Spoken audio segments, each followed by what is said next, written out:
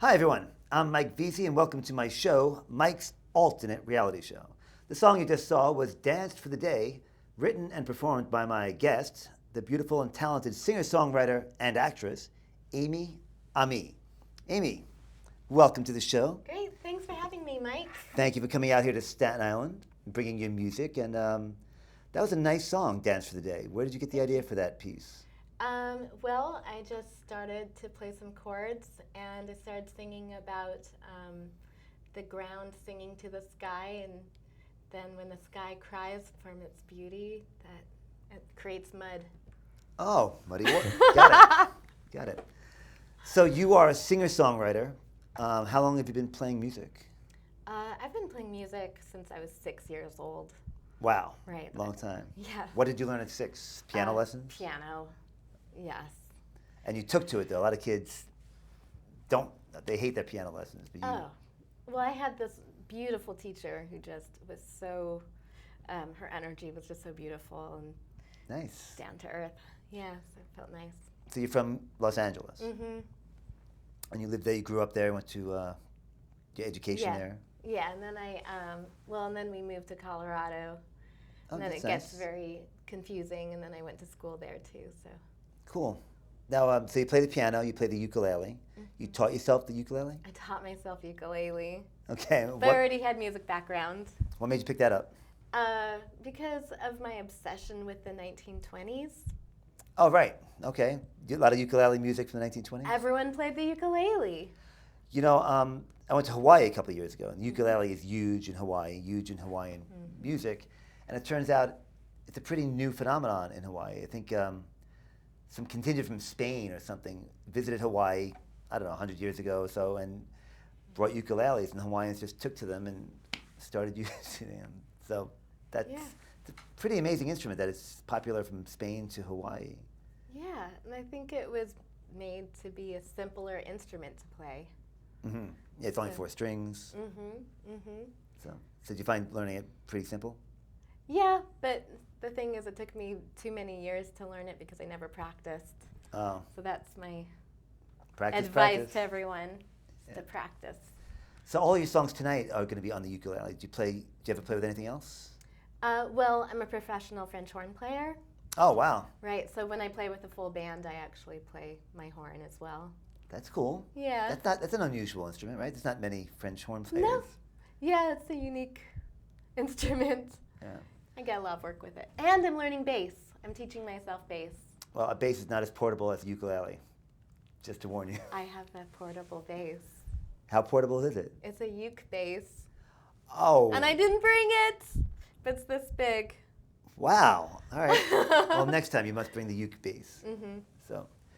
So you said this song you started strumming, singing about the sky. Is that is that how you create? I am so mystified by songwriting. It's different every time. Yeah. Yes, because this one, I just started singing words and then I, fit the rest of the words to that one lyric. Okay. And then I kind of sang gibberish for the chorus, and then it turned into what it is. Try to make it make sense. Nice. Oh, it made sense to me. Yeah, That well, means I anything. mean, that's the really interesting thing is when you start writing, you don't realize how much is in the subconscious that's actually coming out. So, and you've traveled the world. Tell me about your experience in Edinburgh with the ukulele. Oh, yes. Well, I did a Fringe Festival show In Scotland. in Scotland, and a few of my friends play ukulele in their comedy acts, and I got invited to be a contestant in a ukulele competition, and I won. You won first place? Yes. Wow. And that song was... Well, that's coming up. Okay. Why don't we Should play I that next? spoil the Yeah, name? we can play that next. Okay. Yeah. All right. So that one's called Caveman. Okay, so why don't we just segue there? Here, the award-winning song from the Edinburgh Fringe Festival, Caveman, with Amie Amis. This song is about a romance from long ago. Breakup via ice and snow. As I reminisce him whenever I miss him. I know where to find him, and I don't have far to go. I go to see him in a museum with his folk club and his spear in hand. Though it's carpe diem, I know it isn't just a one-night stand. Sweet and tender in fresh leather, I remember the day we kissed with so much bliss, but now he's extinct. He's the leader of the pack, gentle mammoths they do attack, strong and mighty and quite adept. The Ice Age came undone, found me bereft, sweet and tender in fresh leather around him. I remember the day we kissed with so much bliss, but now he's extinct. I go to see him in a museum. He's my caveman, always there for me. I go to see him in a museum. He's my caveman, always there for me. I go to see him in a museum. He's my caveman, always there for me.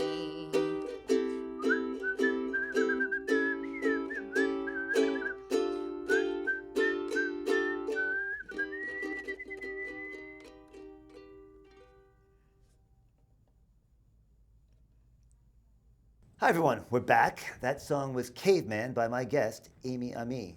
Amie, what a beautiful little tune. Thank you. And that won first prize, you said, at the Edinburgh as a comedy song, like a ukulele comedy competition. Yes. I've got to get to that Fringe Festival. That sounds like a really interesting thing. What show were you doing out there? What brought you there? Well, actually, I was there on a visa because I was going back and forth so much. Mm-hmm.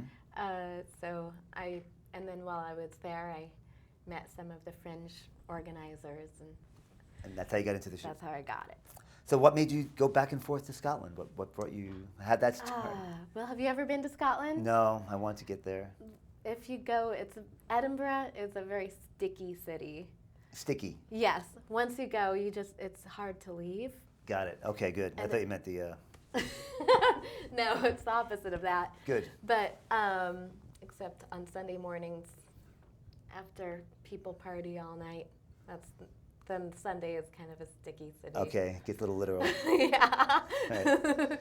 But it's heartbreakingly beautiful. Nice. Yeah. Is that one of those cities that's big for bicycles, really good for bicycles? I think so. Okay, I think I've seen something about that. Mm-hmm. Anyway, you've lived in Los Angeles, Colorado, Scotland. Have you toured at all as a musician? Obviously you played music in Edinburgh. Where else have you played music? Well, I also played at the Hollywood Bowl. I ended up being connected with this great jazz orchestra in LA. That's a pretty big room, the Hollywood Bowl. Yes, so I got hired for these gigs playing for Diana Krall and Diane Reeves. Very nice. And I had pink hair at the time. Okay. And Diana Krall later went up to me because I was playing principal horn, so we were facing each other when she was playing piano. Mm-hmm. And she came up to me after rehearsal and she said, "I love your hair." Nice. And she said, "I will do it, but my publicist would kill me." Yeah. So that's great. That must have felt good. Yeah. So how does that work? So she's playing piano and you're principal horn, so you have to communicate? So just the principal players are set and get. Interesting. That little inside baseball of orchestras, I had no idea. Oh yeah, how everyone's arranged on the bandstand is really particular. Wow. So Diana Krall, anybody else famous you've performed with? Yeah, other than the jazz scene, I had a short stint with the rap scene. Rap? A French horn in rap song? Yes, it started in 2006 when Jay-Z had his 10th anniversary of his first album. Okay. And I was in the orchestra for that. You played in a Jay-Z. You played Jay-Z music on the French horn Yep. in a concert somewhere. Yeah, full orchestra. Nice. And Questlove was playing drums, and I Wow. was sitting right behind him. So there are pictures out there of How- me what- playing horn behind Questlove. And what color was your hair then? It was brown with some pink stripes, Okay. like my dress, like that. Got it. And yeah, so that was a ton of fun, and then that led to getting hired to tour with Kanye West. You toured with Kanye West. Just the East Coast. Okay. What is he like? I mean, I hate to Sure. gossip, God, but That's okay. he comes off as such a pompous ass. I mean, and I kind of Yeah. think he's doing it on purpose. I mean, He is doing it on purpose. yeah, he can't be that much of a jackass over and over accidentally. Yeah, well, here's the thing. Jay-Z and Beyonce were amazing people to work with. Jay-Z was at every rehearsal. He was really hands-on. Kanye West, we never saw him. He was in his dressing room, or he was in a helicopter going to and from someplace. So we never really got to know him.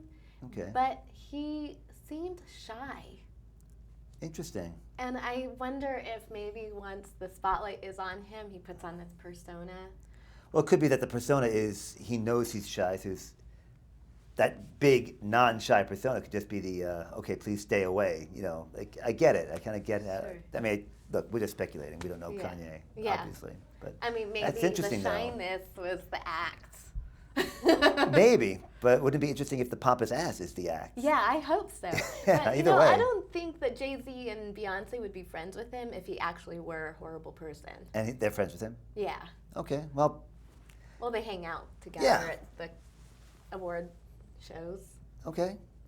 So, but this is before Kim Kardashian was in on the Kanye train, no? Well, I don't know, because at the Grammys and things, they're all sitting next to each other and laughing and talking. Yeah, so I'm sure they're friendly. Whatever. sure. I'm just always fascinated by show business because so much of what they present to us is controlled. And, it's like Jennifer Aniston loves to whine about being in the tabloids, but she's in the tabloids all the time. I can't believe it's that accidental. There's an army of publicists, Oh, making sure. yeah. Anyway, you have a CD out, a new Yes, CD. Recently. speaking of publicists, You have a publicist for your No. CD? Oh, okay.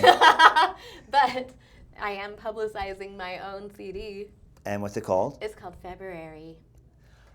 Okay, and it was released in February. It was released in February, and one of the tracks is called February that I wrote last year, February. Nice. And Oh, so okay, got it. yeah, that's why. And so It's all very one of these neat. things. Yeah, wouldn't it be cute if I released this in February? So called it think- February.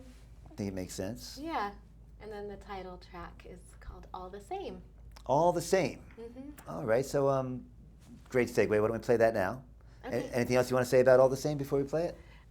Yeah, it was a reaction to my experience with bad relationships and also someone else having a bad experience. Okay. Piqued my interest. Here is my guest, Amie Amis, performing her song, All the Same.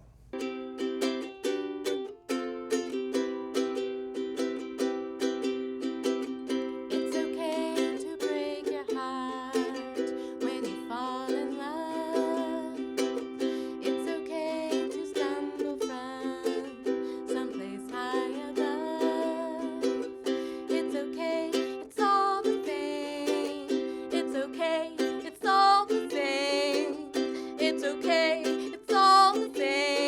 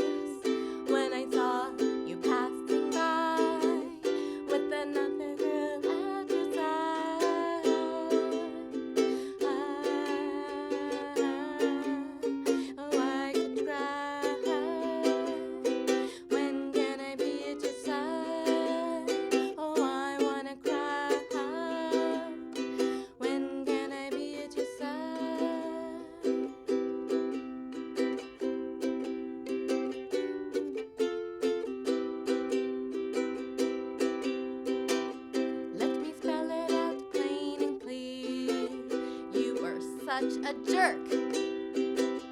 Though I know you can be a dear, you're driving me berserk. It's okay, it's all the same. It's okay, it's all the same. It's okay, it's all the same. It's okay, it's all the same. Really, it all feels exactly the same.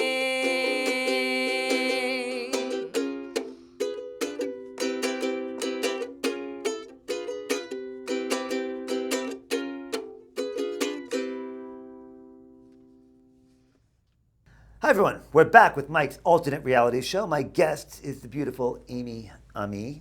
Amie, another wonderful song. Your song, your music is just, it's funny, the CD's called February because your songs remind me of spring, if that makes any sense. It could be just because it's such nice weather out now, finally, as we tape this, but very, very sweet music. Thanks. Now, that song's about a bad relationship, I'm hoping an ex-relationship. Oh, yes. Gone wrong. That's where Taylor Swift gets all her material, apparently. Right, and this is my first Your first bad relationship go song? at a bad boyfriend song. All right, well, nicely done. But also, some of it is from the eyes of another girl that I saw, where I saw her almost walk into a pole. Because she was so upset about her boyfriend? Storming away from a fight or something? Or just like seeing her boyfriend, the guy that she liked, walking with another girl. Oh. And I saw her almost walk into something and hurt herself because she was so Distraught. Yeah. That's pretty distressing. Mm-hmm. So, let's get on to a more happier topic. Okay. All right? You're a wonderful singer-songwriter, but you and I met through acting. Yes. I do improv. I met you through improv, various improv events. Mm-hmm. I thought you were a wonderful improviser. And Thank you. so when we became friends, I was surprised to hear about the singer-songwriter part because you do a wonderful job on the improv stage. So how long have you been doing improv? 2 years. Only 2 years. Mm-hmm. See, that upsets somebody like me who's been doing it much longer and isn't nearly as good. So I think that it does. You have to continue to practice too, because right now I feel a little rusty. yeah, I'm definitely. Well, my improv group, I've been pretty active in the group lately. I haven't been at the theater that we met, the People's Improv Theater. Haven't been there lately, but I've been doing some shows. But staying on you, what brought you to? You've got obviously a pretty successful music career, multifaceted music career. I mean, French horn and your own stuff. What brought you to improv? Well, a couple years ago, when I came back from Scotland, I thought, well, now that I'm kind of starting over from scratch, not really. Yeah. I thought, well, now's my chance to get into acting. And I thought about my actor friends, and one who's a crossover musician actor went through the pit for improv and said that it improved his acting phenomenally. Yeah. So I thought, I'll go to the pit too. Yeah, I think improv is a fantastic training for an actor. And Matt Walsh, who's on Veep, I think he was the founder of UCB. I'm not sure. I know he's very big in the improv world, but he says that because improv teaches you to play the truth in the scene. That's really the most important rule of improv is play the truth in the scene. There are other rules, but it's always got to be about the truth. If it's not, if you're not playing the truth, it's not going to be interesting. Yeah. And what better rule is there for an actor? I mean, actors should always be playing the scene as true as possible. Otherwise, I'm an actor. Yep. And now I'm going to breathe. Well, actually, I am an actor, and that was me. I mean, I haven't even been aware of it, but now that you mentioned it, I have noticed in my own acting becoming much more natural in the scene. I mean, I'm pretty, I'm not the most fluid guy to begin with. I totally understand. Yeah, so doing a lot of improv, especially I do a lot of improv workshops with children, and nothing loosens you up more than children. So absolutely. So it's been fun, and so you enjoying the acting? Oh, I'm loving it. Yeah, and I thought maybe I would try to get into film acting, and then I ended up doing a bunch of plays. Nice. So now, as I finished a musical, I never thought I was going to do a musical, and I was singing and dancing and acting and playing French horn because they thought, oh, let's use all of your talents. Why not? Yeah, and it was vaudevillian, so it played to my 20s sensibility. Very, very fun. And yeah, it was great. So now I'm doing a couple more plays this summer. Cool. And you're also semi-bilingual. I know you love French. Mm-hmm. And the next song we're going to hear is in French. Yes. It's a classic. Yes. And a very powerful singer wrote it. It's La Vie en Rose. Mm-hmm. And did Edith Piaf write it? Piaf. Mm-hmm. Okay, I knew she performed it. Yeah, I think she actually wrote it too. And what made you so passionate about this song? Heard it growing up. So my mom was a Francophile and my dad was a Francophile, so I heard French music all over the house. Well, Amie, thank you so much for coming. Oh, thank you so much. This We're gonna was fun. end the show with the beautiful Amie Amis doing the beautiful song La Vie en Rose, made famous by Edith Piaf, here presented on ukulele by Amie Amis. Thank you for watching. Good night. Quand il me prend dans ses bras, il me parlait tout bas. Je vois la vie en rose. Il me dit d'amour, des mots de tous les jours, et ça me fait quelque chose. Il est entré dans mon cœur une part de bonheur, et dont je connais la cause.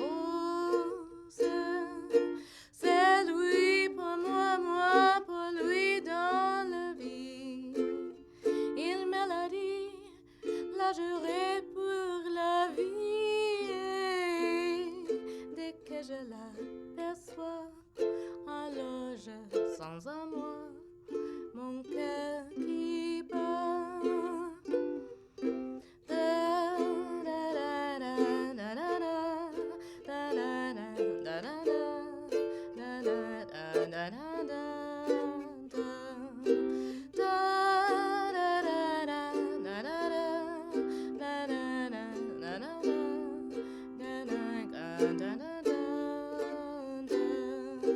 Il est entré dans mon cœur une part de bonheur, et dont je connais la cause.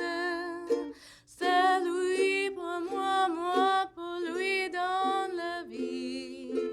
Il me l'a dit, l'a juré pour la vie. Dès que je l'aperçois, alors je sens en moi mon cœur qui bat.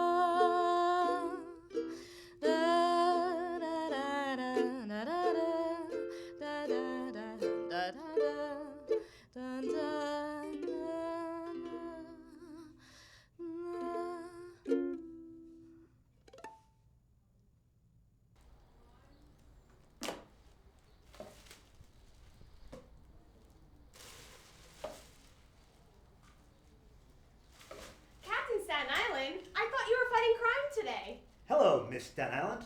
I am fighting crime. Litter is a crime. But aren't there more serious crimes? Litter is a serious crime. If people driving through Staten Island only saw trash alongside our roads, that's how they'll view our town. Don't you have more important things to do? Picking up trash is not your job. Fortunately, I don't have psychotic clowns or giant robots to fight every day. When I have time, I tidy up my neighborhood. But isn't that what the sanitation department does? The sanitation department picks up garbage twice a week, plus takes care of emergencies like snowstorms and hurricanes. They can't be everywhere. All right, you convinced me. Give me a bag. Terrific. Together, we'll get it done twice as fast. Be a crime fighter. Fight litter.